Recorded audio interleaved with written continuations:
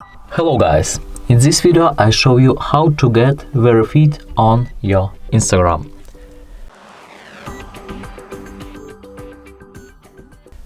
Click at the top, tap settings, next click account. After that click request verification, and in this section you should write your full name. For example, Adrian.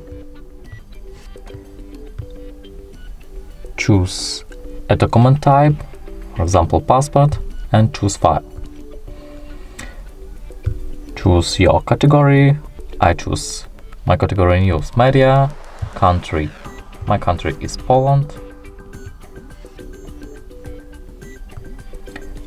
Audience, also known as.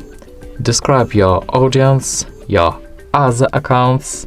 It is not necessary to enter, but this is optional. Links. For example, Facebook. Type social media and submit. I didn't send a photo of my passport, so I can't continue.